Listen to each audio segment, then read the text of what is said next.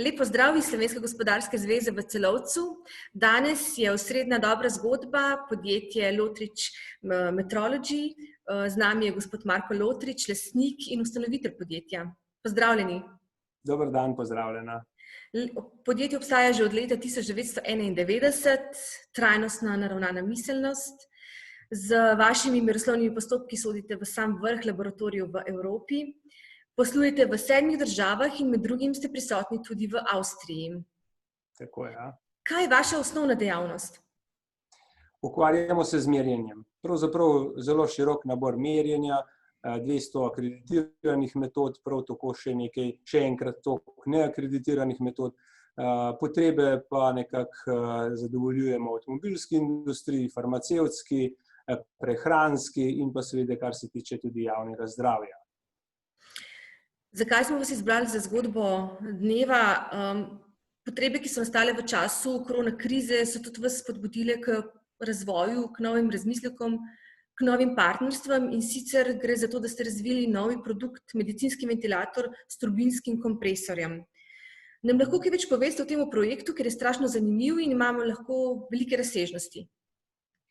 Ja, res, začelo se je sredini marca, ko nas je podjetje Domel povabil v svojo ali pa v ekipo, ki je ta respirator že kakšen teden prej načrtovala, tako da smo se na koncu zbrali podjetja, poleg nas in Domela še podjetje EKVB in pa Zavod 404, potem je pa tukaj še Tehnološki park Ljubljana sodeloval in pa še podjetje BPMC.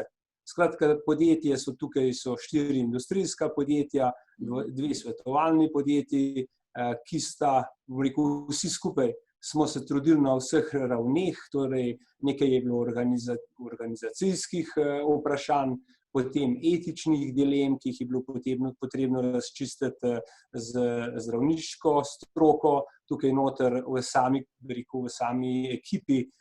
Moram res izpostaviti še, tako 7.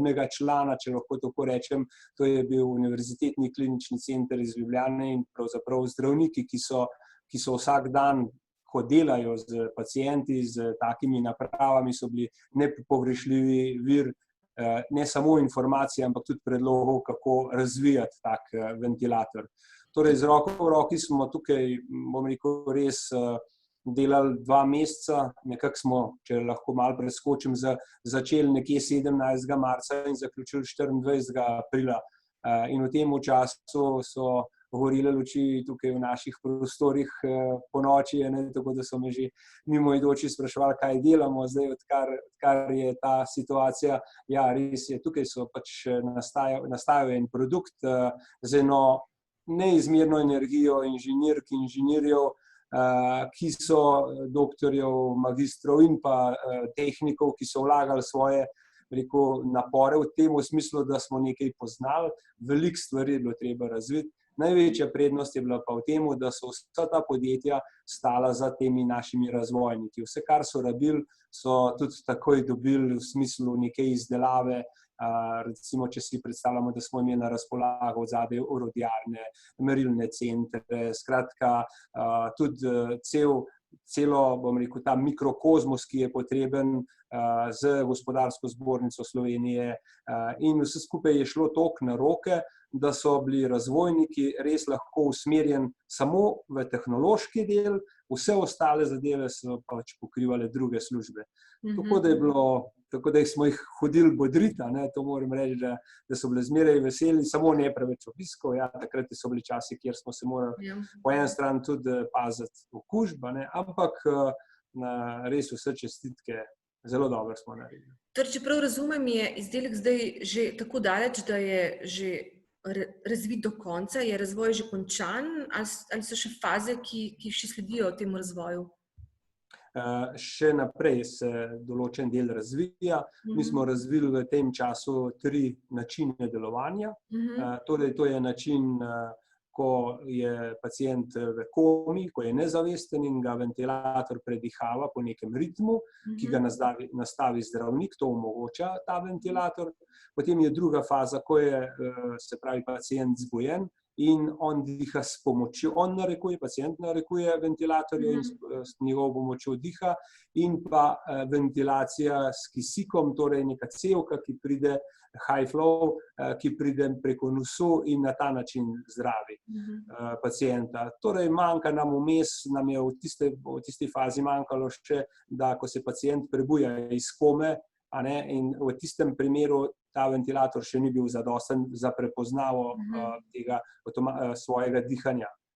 No, to smo zdaj izboljšali in izboljšali smo še neke krivulje, ki, bom rekel, precej vplivajo na zdravje pljuč, potem smo dodali vlaženje, ker vemo, da pri kisiku se pljuča zelo izsušijo, in vse te parametre oziroma dodatne stvari smo dali zraven ventilatorja, ki pa, bom rekel, zdaj pa res že skoraj, bi rekel, se bi upali pa kar preklopiti na njega. No, ampak verjetno vam manjka še obdobje testiranja in certificiranja, ki bo verjetno vzel kar velik del časa. Certificiranje medicinske opreme je eno izmed najbolj zahtevnih, mislim, zagotovo najbolj zahtevnih. Tako, ja, tako. To smo tudi, na to pot smo tudi vstopili, se pravi, od tega, da smo pridobili ponudbe v Sloveniji, imamo ta potencial, nekaj iščemo tudi v tujini. Skratka, ocenjujemo, da če bo zelo dobra kondicija, če bomo v zelo dobri formi, med, to se pravi, 9 in 12 mesecev, bi uspeli certificirati proizvod. Jaz upam, da bomo šli. Ne moramo učiti s tako startupovsko, bi rekel, načinom dela, kot smo to do zdaj delali. Zdaj se pač treba začeti res obnašati. Najprej moramo pregledati vso patentno zakonodajo, zaščito obstoječih, da ne bi slučajno nevede kršili kakršenkoli patent. Ko bomo to naredili, potem gremo oziroma tukaj smo že v postopku certificiranja, vemo, da je treba dobiti, se pravi, klinične študije, kolikor klinične študije ni potrebno, je treba po literarni poti to narediti. Se pravi, precej zahtevno ceno tveganja, precej kar zahtevnega dela nas čaka. Pomembno je, da so ljudje, ki nam želijo tudi pomagati, in pomembno je, da kar precej tega znanja pa imamo. No, baje vas bo podprla tudi država v nekem znesku pri tem projektu. Je ta trditev resnična ali? Ja, jaz sem tudi, se pravi, obveščen, da bo država dala razpis, na katerega se imamo namen tudi prijaviti.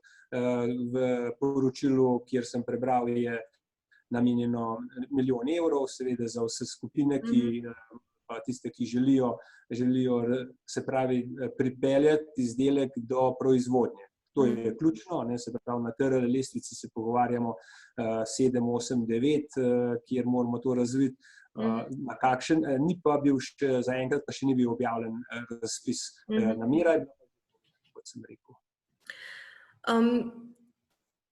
Ker nažalost nama čas beži, bi vseeno rada gledalce, ki naj gledajo, povabila, da se vam pridružijo na webinarju, in sicer naslednji teden imate webinar, je tako? In namreč z razlogom, ker ste letošnji prejemnik nagrade odličnosti za družinsko podjetje, katero je razpisalo Ernst & Young Slovenija, in boste imeli naslednjo, torej 23. junija, webinar na to temo. Tako je, ob 2 popoldne, se pravi, lepo vabljeni. Gre za, bom rekel, laskavi naziv, če ne tako rečem, seveda, kjer je odziv ali pa odraz, ta komisija Ernst & Younga je ocenila, da naše podjetje izpolnjuje, bom rekel, neke posebne kriterije, ki jih oni sicer to odličnost veliko poudarjajo. Mi to odličnost živimo skozi model EFQM-a sicer, ampak te rezultate, ki jih dosegamo, tudi seveda ne sami, ampak s pomočjo velikih partnerjev. In o tem, na kakšen način bomo skupaj s hčero Majo poskušala odgovoriti na ta vprašanja. Odlično. Torej, iz pogovora vabim na webinar. Vse dobro, veliko uspeha, absolutno vas bomo spremljali naprej in srečno na poti. Hvala lepa.